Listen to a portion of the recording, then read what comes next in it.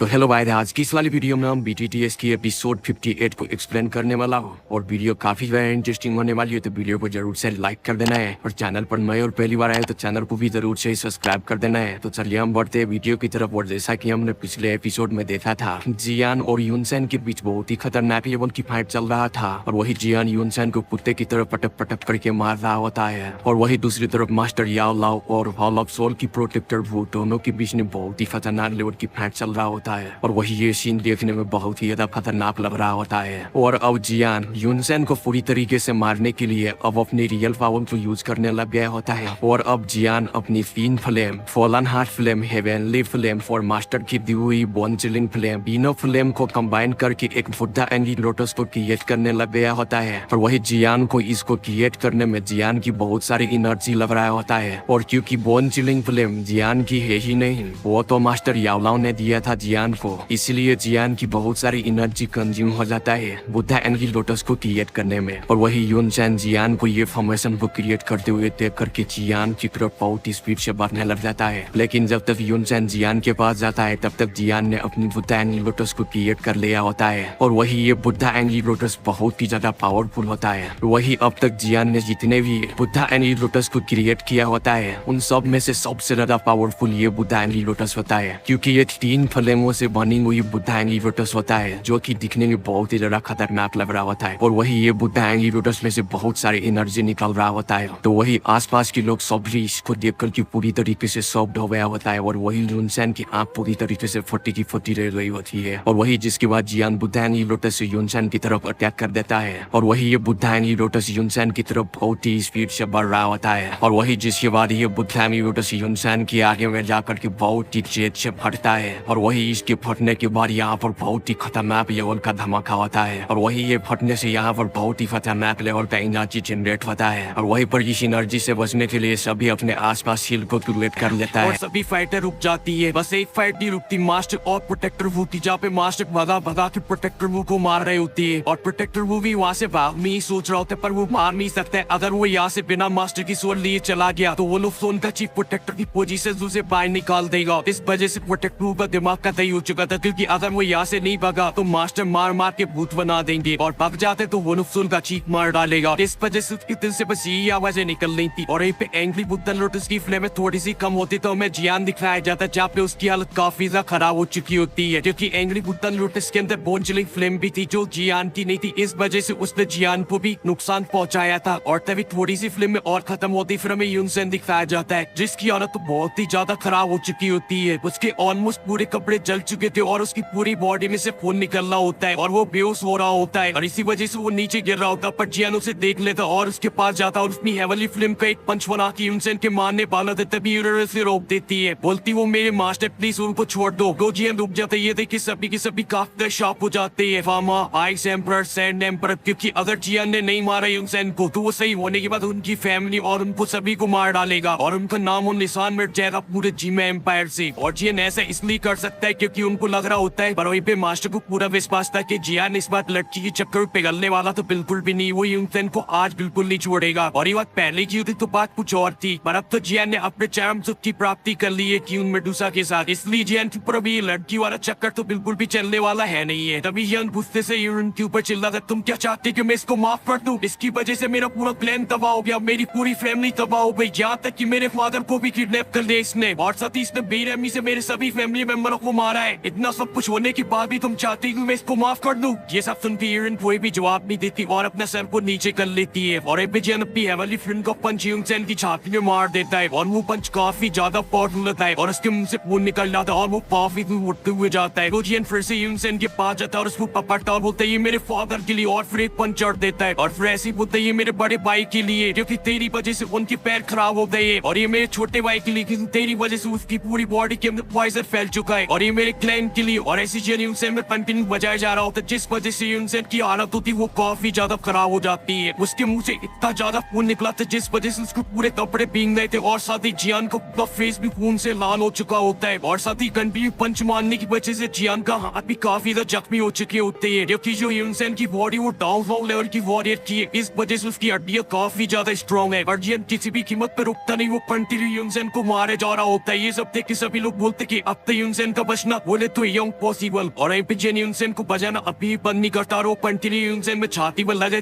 तेरी मुक्की बजाने में लगा हुआ था। और इसी वजह से जो यूनसेन का ऑरा होता है वो धीरे धीरे कम होने लगता है और साथ ही उसकी आंखें भी बंद होने लगती है। और ऐसा कुछ ही देर तक चलता है और फिर उसके बाद जो यूनसेन होता है वो मर जाता है। और जो जियान तो यूनसेन को बहुत ही ऊंचाई भी बजाने में लगा हुआ होता है, जिस वजह से जो यूनसेन होता है वो आसमान से गिरने लगता है। और यहीं पे जियान भी कंटिन्यू फ्लेम का यूज करने की वजह से जियान की भी दुई खत्म हो जाती और उसके विंग्स भी चले जाते और वो भी आसमान से नीचे गिरने लगता है। और अगर जियान आसमान से नीचे जाके टकराता तो जियान का बचना बहुत ही ज्यादा मुश्किल है। और भी जियान नीचे गिर रहा था तभी मास्टर आ जाते और जियान को पकड़ लेते हैं। और जब जियान मास्टर को देखता है तो मास्टर से पूछता है, मास्टर मैंने यूनसेन को मार दिया ना? तो मास्टर एक स्माइल देते और बोलते हाँ तुमने यूनसेन को मार दिया और अब वो मर चुका है और साथ ही तुमने अपनी फैमिली का बदला भी ले लिया यूनसेन से। ये बोल के गुरु और चेले दोनों खुश होने लगते। तभी जियान को अचानक से याद आता है और बोलता है मास्टर यूनसेन की बॉडी को बचा, अगर वो जाके जमीन से टकरा गया तो उसकी पूरी बॉडी नष्ट हो जाएगी, उसकी हड्डियों का चूमा बन जाएगा और फिर इसकी बॉडी अपने लिए किसी भी काम की नहीं रहेगी। ये सुनती मास्टर जियान को छोड़ के यूनसेन की बॉडी को बचाने के लिए जाने लगते हैं। मास्टर यूनसेन की बॉडी को बचाते उससे पहले वहाँ पे आ जाता है प्रोटेक्टर वो और वो यूनसेन की बॉडी को पहनता है। ये देख के मास्टर उससे बोलते कि साले तेरे को अपनी जिंदगी प्यारी नहीं है क्या, जो तू मेरी फटे में टांग अड़ाने की सोच रहा है? पर जो प्रोटेक्टर वो होता है वो कोई भी रिप्लाई नहीं देता और अपने ब्लैक बॉडी को बाहर निकालता है, यूनसेन की तकली के ऊपर रख देता है। और फिर प्रोटेक्टर वो बोलते हैं मर मैं ही तो नहीं चाहता, इस वजह से मैंने इसकी सोल को बाहर निकाला। अगर मैं खाली हाथ होलोफोल जाता हूँ तो होलोफोल वाले मुझे मार डालेंगे, इस वजह से मैं यूनसेन की सोल को ले जाऊंगा, जिस वजह से मेरी जान बच जाएगी। वैसे तो मेरा काम था तुम्हारी सोल को ले जाना, पर तुम्हारी सोल ले जाना बहुत ही ज्यादा मुश्किल है क्योंकि तुमने तो मेरी बहन बजा दी। और फिर वो यूनसेन की सोल को रखने लगता पर तभी उसका दिमाग फिर जाता और बोलता है कि ना, सोल को रखना कैंसिल कर देता और एक फॉर्मेशन बनाने लगता है, जिस वजह से प्रोटेक्टर वो की चारों तरफ ब्लैक कलर का फॉग फैलने लगता है और प्रोटेक्टर उस ब्लैक फॉग के अंदर गायब हो जाते और उसमें से आवाज आने लगती किसी की खाने की और वो धीरे धीरे करके वो आवाज बढ़ने लगती है। देख के मास्टर एकदम ही शॉक हो जाती है और जियान से बोलते कि हमें प्रोटेक्टर को रोकना होगा क्योंकि वो यूनसेन की सोल को खा रहा है। ये एक तरीके की वो लोग बोलती है कि स्पेशल तरीके की पैकिंग में जो सोलों को खाते हैं और अपनी पावर को काफी गुना बढ़ा लेते हैं, इस वजह से हमें इसको रोकना होगा। और फिर मास्टर अपनी बोझलिव फ्लेम को बाहर निकालते हैं और उसका एक बहुत ही बड़ा क्लस्टर बनाते और प्रोटेक्टर वो के ऊपर कर देते हैं। तो प्रोटेक्टर वो भी अपने ब्लैक वारी का क्लस्टर बनाता है और बोंचलिंग फ्लेम के ऊपर कर देता है। जब दोनों क्लस्टर आपस में टकराते तो वहाँ पे काफी बड़ा ब्लास्ट होता है और दोनों अटैक नष्ट हो जाते हैं। और फिर प्रोटेक्टर वो बोलता है कि यार तुम्हारे इन अटैकों से मुझे कुछ भी नहीं होने वाला है, अब ये मेरे सामने कुछ भी नहीं है। और फिर वो अपने ब्लैक ऑरा को और भी ज्यादा फैलाने लगता है, जिस वजह से पूरे मिस्टी क्लाउड सेक्ट में ब्लैक ऑरा फैल जाता है। और उस ऑरे के अंदर जब मिस्टी क्लाउड सेक्ट के लोग आते तो एकदम से फ्रीज हो जाते हैं और वो बिल्कुल भी मूव नहीं कर रहे होते हैं। और तभी प्रोटेक्टर कुछ फॉर्मेशन करता है, जिस वजह से जो मिस्टी क्लाउड सेक्ट के लोग फ्रीज हुए तो उनकी सोल बाहर निकल आती और पूरे आसमान में घूमने लगती है और प्रोटेक्टर एक एक करके सभी की सोलों को खाने लगा। और ये देखिए उनको काफी तेज गुस्सा आ जाता है और वो अपनी दुई को बाहर निकाल लेती है और प्रोटेक्टर वो के ऊपर हमला कर देती है। तो प्रोटेक्टर वो एक छोटा सा अटैक बनाता है और इनके ऊपर कर देता है। उसी अटैक से यून काफी दूर चली जाती है और प्रोटेक्टर वो बोलता है ओए पागल लड़की, तू पागल हो गई है क्या? मेरी वजह से और होलोफोन की वजह से ही आज मिस्टी क्लाउड से इतना ज्यादा पावरफुल है और हम लोगों ने मिस्टी क्लाउड से आज तक कुछ भी नहीं लिया, इसलिए बहुत सारे एहसान के बदले में मुझे आज मिस्टी क्लाउड की जरूरत है। पर यूनियन फिर भी नहीं सुनती और अपनी तलवार को बाहर निकालती है और जाके प्रोटेक्टर वो से फाइट करने लगती है। और वहीं पे जियान ये सब देख के बोलता है मास्टर कोई भी नहीं बचा सकता। पर मास्टर बोलते ये बात तो बिल्कुल सच है, पर प्रोटेक्टर वो हमारे लिए भी काफी बड़ा खतरा है और सबसे ज्यादा वो मेरे लिए सबसे बड़ा खतरा है क्योंकि अब वो काफी ज्यादा पावरफुल हो चुका है सभी सोलों को खाने के बाद, इस वजह से उसे रोकना मेरे लिए भी बहुत ही ज्यादा मुश्किल है। और जब वो पूरी सोलों को खा लेगा तब तो वो मुझसे भी ज्यादा पावरफुल हो जाएगा और फिर वो मुझे बहुत ही आसानी से हरा देगा और मेरी सोल को पकड़कर होलोफोन ले जाएगा और फिर होलोफोन वाले लोग मुझे अपना गुलाम बना लेंगे। जैसे उनकी जियान बोलते मास्टर ऐसा कभी भी नहीं होगा, आपको होलोफोन वाले कभी भी नहीं ले जा पाएंगे मेरे होते हुए। जैसे उनके मास्टर एक छोटी सी स्माइल देते पर मास्टर को पता था कि आज उनके साथ बहुत ज्यादा बुरा होने वाला है और वो प्रोटेक्टर को नहीं हरा पाएंगे। फिर भी मास्टर जियान बोलते मेरे बेटे फुल ट्राई करना मुझे बचाने के लिए। और जो प्रोटेक्टर होता है उसने सारी सोलों को खा लिया होता है, तभी जो ब्लैक ऑफ होता है वो वहाँ से हटने लगता है और प्रोटेक्टर को दिखाया जाता है जिसकी बॉडी पे ब्लैक कलर की सीड बन जाती और उसकी बॉडी पे चारों तरफ मिस्टी क्लाउड सेक्ट के मेंबरों की हड्डियों के ढांचे होते हैं। ये सब देखिए यूनियन को काफी तेज गुस्सा होता है, तभी प्रोटेक्टर वो यूनियन से बोलता है देखो लड़की मेरी तुमसे कोई भी दुश्मनी नहीं, मैं यहाँ पे सिर्फ और सिर्फ जाओ की सोन को पकड़ने के लिए आया हूँ, इसलिए तुम मुझ पे हमला करना बंद करो। तो यूनियन गुस्से से बोलती कि मैं तुम्हें बिल्कुल नहीं छोड़ी, तुम्हारी वजह से मिस्टी क्लाउड सेक्ट के आधे से ज्यादा एंडर मर चुके हैं। और फिर अपने बाकी के एंडरों से बोलती कि फॉर्मेशन को तैयार करो और इसको मार डालो और वो सभी एंडर फॉर्मेशन को बना लेते। ये सब देख के प्रोटेक्टर को काफी तेज गुस्सा आने लगता है, तभी प्रोटेक्टर को किसी के पीछे से आने का ऑरा फील होता है और फिर कुछ कुछ ही देर बाद वहाँ पे सभी को और फील होने लगता है, सभी लोग उसी साइड देखने लगते हैं और तभी जियान भी वो सारे को पहचान जाता है और बोलता है ये तो नायान है। और तभी नायान भी बैटल ग्राउंड में आ जाती है और उससे खुद के दुई की विंग्स होते हैं। तो मिस्टी क्लाउड से की हालत देखती जो कि काफी ज्यादा खराब हो चुकी होती, तभी वो यूनियन के पास जाती तो यूनियन उसे देख के काफी ज्यादा खुश हो जाती है और बोलती है तुमने जीवन और मृत्यु वाले गेट को पास कर लिया। तो नायन बोलती है हाँ, और वहीं पे जियान नायन का लेवल देख के एकदम से चक्का सा रह गया था क्योंकि वो डाउन होल लेवल की पीक पर पहुंच चुकी थी वो भी बहुत ही आसानी से। और वहीं पे जियान को डाउन होल लेवल पे पहुंचने के लिए कितने सारे कांड करने पड़े, जाफर उसे फॉलन आर्ट फिल्म को डिफाइन करना पड़ा, क्यून मेडुसा के साथ कांड करना पड़ा और नायन वहीं पे बहुत ही ज्यादा आसानी से। तभी मास्टर उससे बोलते तुझे इस लेवल का काला सच बताता हूँ, जो तुम नायन का लेवल देख रहे हो वो असलियत में उसका लेवल है ही नहीं है, क्योंकि मिस्टी क्लाउड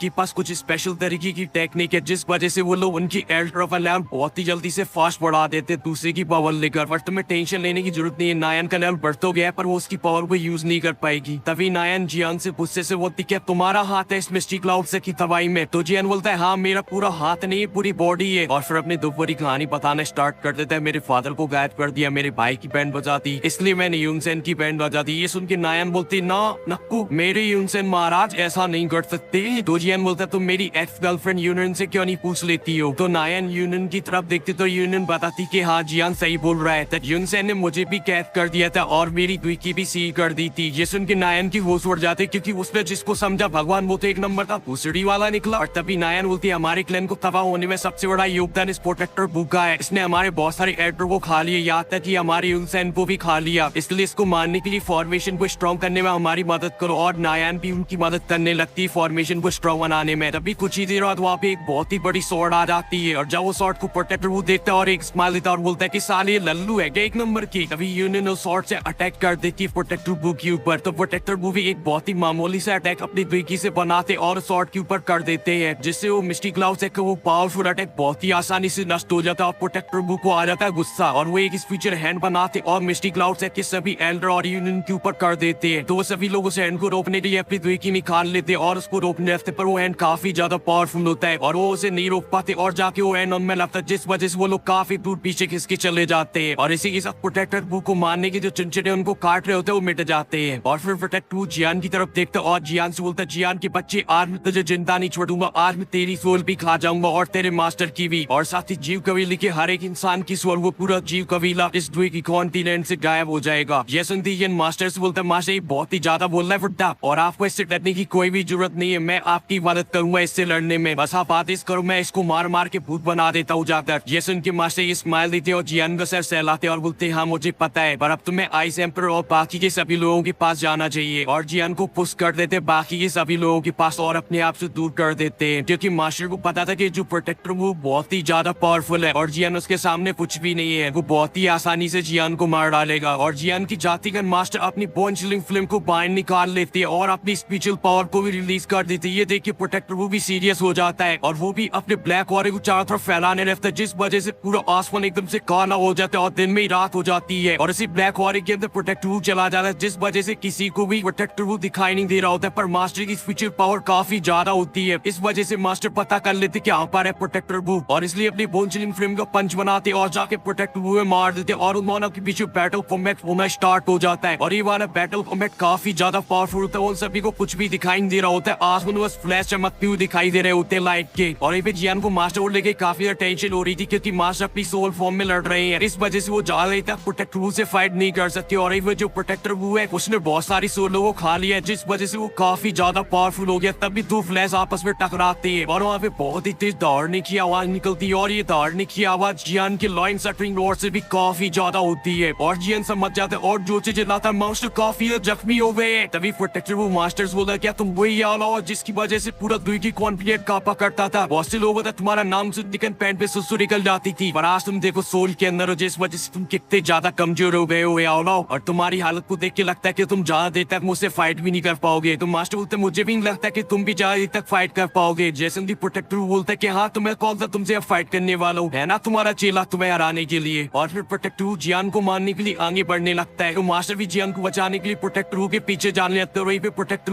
को जियान की तरफ आते देखते हैं सभी आइस एम्पर सैंड एम्पर वहाँ सभी लोग जियान के सामने आके खड़े हो जाती है, पर प्रोटेक्टर एक हमला करते जिस वजह से वो सभी के सभी उड़े चले जाते हैं काफी दूर। और फिर एक खतरनाक पावर अटैक बनाता है और जियान के ऊपर कर देता है। तो जियान अपनी बची हुई थी और ग्लिस फिल्म से अटैक को रोकने की कोशिश करता है, पर वो बिल्कुल नाकाम हो जाता है उसमें और वो अटैक जियान की बहुत ही ज्यादा करीब आ जाता है और सभी को लगता है कि जियान का काम खत्म और जियान भी अपनी मौत को स्वीकार कर लेता है और अपनी आंखें बंद कर लेता। तभी एक स्लैश अटैक आता है और जाकर उस पावर अटैक में लगता है, जिस वजह से वो पावर अटैक पूरे डिस्ट्रॉय हो जाता है और प्रोटेक्टर वो भी पीछे किसका वो चला जाता है। ये देखिए प्रोटेक्टर को आ जाता है गुस्सा और तभी प्रोटेक्टर वो देखने के लिए अपने सिर को ऊपर करता है और जिसके बाद यहाँ पर प्रोटेक्टर गु को one and only queen Medusa दिखता है और वही क्वीन मेडुसा को देख करके यहाँ पर प्रोटेक्टर गु पूरी तरीके से स्टॉप हो गया होता है और जिसके बाद क्वीन मेडुसा प्रोटेक्टर गु से कहता है कि अबे ओए तू प्रोटेक्टर गु है कि गु है, और जिसके बाद प्रोटेक्टर गु कहता है कि क्या तुम मुझे कह रहे हो, और तभी क्वीन मेडुसा कहता है कि हाँ बे मैं तुझे ही बोल रहा हूँ, जाओ तुम सबसे पहले चैनल को सब्सक्राइब करो और मैं तुम्हें प्रोटेक्टर गु से मैं मुंह बनाऊंगा अगले वाले वीडियो में। तब तक के लिए बाय बाय।